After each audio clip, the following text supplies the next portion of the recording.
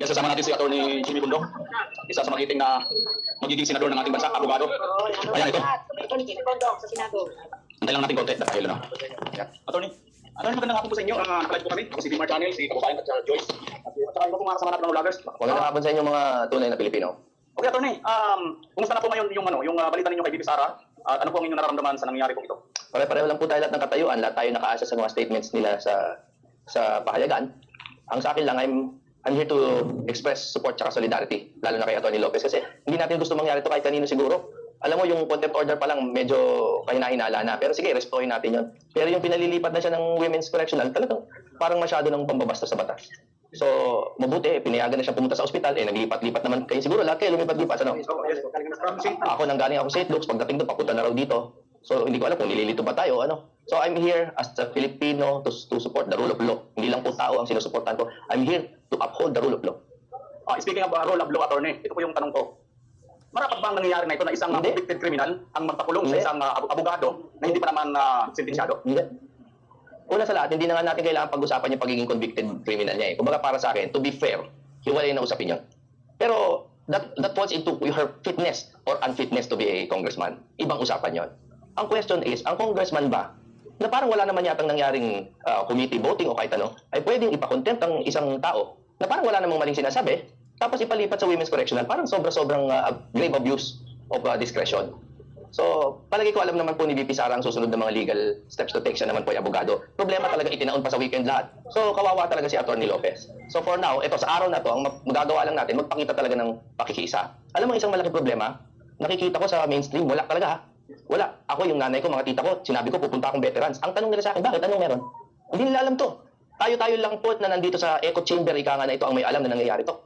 Pero yung mga malalapit sa atin, sa buhay natin, hindi nila alam na may ganito kagrabing mga pagbabiolate na talaga ng Constitution.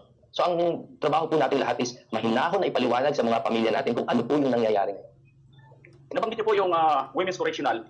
Mayroon ba sila ritong nilalabag na batas? Or kung Attorney, ano ba talaga ang Arbitrary dapat detention. doon? Ha? Ano ba talaga ang mga dapat dalhin doon? Yung sentensyado na? Or Siyempre, di ba? Dapat, di ba nga, ang di mabuti sana kung may na-file man lang na kaso sa kanya para maging detainee man lang siya. Hindi naman kailangan sentensyado. Di ba? Pero si Atty. Lopez ay, ano ba? May kaso bang nakapile sa kanya? Ano naman? She's a research person. Research person siya. Siguro mapayapa at masunurin siyang nagpunta doon para magbigay ng pahayag tungkol sa palagay niya na hindi pa dapat i-submit yung mga ino-audit ng mga dokumento. No, doon pa lang hindi naman auditor ng Congress. Auditor ba ang Congress? Di ba? That is the exclusive power of the Commission on Audit. Para nating binabali yung separation of powers, di ba?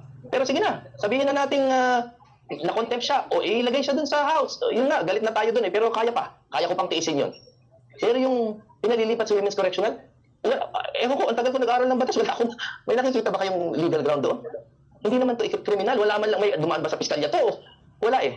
And that's why, kailangan po natin itong ipaliwanag sa mga malalapit sa atin. Tayo galit, tayo nasasaktan. Pero it seems to me, tayo lang may alam eh. Dahil hawak na hawak nila yung media, this has to stop. Kailangan po, alam mo, hindi kami mga violente na tao. Kami ho ay naghahanap ng patas lamang na paggamit sa batas. So ako, I think we should have a prayer rally for the enlightenment of this evil people. Kailangan po natin ng prayer rally. Attorney, ano pong inyo masasabi doon sa reaction ni BP Sara na ito daw po ay mukhang mayroong atinting homicide? Well, dahil hindi naman ako privy sa mga information na meron sila, hindi ko alam kung maaari. Hindi ko pa nakikita kung anong basis nila. At the very least, there's arbitrary detention here. At the very least, palagi ko. Pero again, suriin natin kung ano yung mga papel. Hindi ko nakikita pre. Basta right now, hindi ako nandito as a lawyer. I'm here as a fellow citizen at ako ay nag-aalala na kung tuloy-tuloy na ganito yung andar ng gobyerno natin, parang 3 years, ganito pa? 3 years, ganito lang? Alam mo, kahit sa kalaban natin, ayoko mangyari to. Kahit sa mga kinaiinisan natin dyan, ng mga tao na sa kabilang panig ng politika, ayoko mangyari ito sa kanila. This is very wrong. Paalam niyo po sa mga kapitbahay niyo, mali itong nangyayari. Pakulitan, ano lang natin, payo nyo na lang po sa mga viewers po natin, 11,357 na po tayo ay nakalive, sa iba po mga kasamahan po natin, mga nakalive din. Ano pong inyong payo o inyong pong masasabi para po sa ating mga kababayan all over the world? Huwag niyo pong baliwalain yung panawagan ko na magdasal.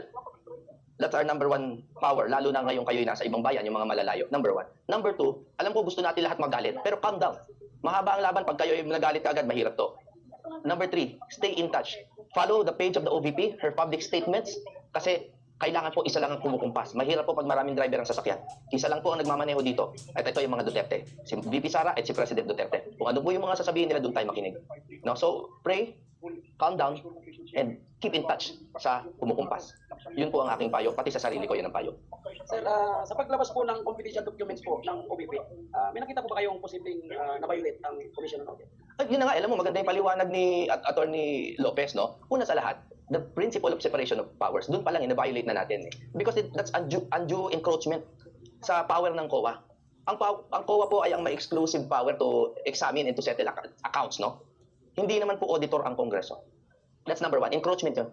Yun ang palagay ko. So parang in a way, usurpation yan ng nakapangyarihan ng kabilang sangay ng gobyerno. At kung naalala nyo, ito lang, umaandar lang ang utak ko, no? Naalala nyo, dati meron ding isa pang audit na issue. Di ba? Tapos paglabas, sabi ng COA, wala nang problema. Di ba? Sabihin, nag-aaway mga tao doon. Pero paglabas, wala namang palang issue. So ngayon, ba't hindi natin hintayin ulit bago natin dinigin sa Kongreso? Hintayin natin ulit yung pag-audit ng COA. Pero it seems, ang ginagawa ng Kongreso, inuunahan nila. So mamaya yan, pag biglang nakita na naman ng COA na wala namang problema dito sa mga, ano ba yun, 2022 na yata yung inaano nila, di ba? Paatras sila eh, pati 2023. Sinama na po nila yung... Ay, yung dalawa. O yun nga, paano pag lumabas ulit, sabihin na naman ng COA, wala namang problema. O ano, sorry na naman. Sorry na naman.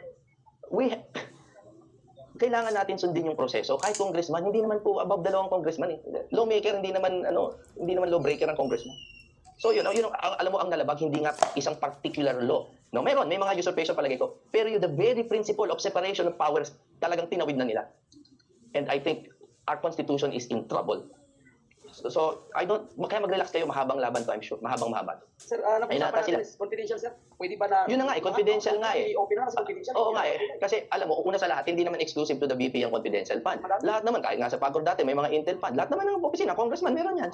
Pero bakit kayo yung binubuksan at parang may bahid ka agad ng mali siya? No? Tsaka isa pa, confidential nga, ikot sa niyan, may mga masusunog ka ng mga informant. Bakit nyo palulutangin yung mga confidential nga ng mga informant? No? So sa akin, malayo pa sa usapan yon para sa akin, huwag muna nating hayaang ipakulong ang isang tao for merely doing her job. Nagtatrabaho lang siya, nagpunta lang siya to give a statement to, ayan, umuulan na. So, diba? She was there to explain, tapos ikukulong, sobrang mali. Sobrang mali talaga. Salamat po sa inyo. Mahaba to, kaya huwag kayo magpahula. Maraming salamat, Atty. Salamat po. Basta kami maan namin kayo. 14,000 na, Atty. Tumas lalo.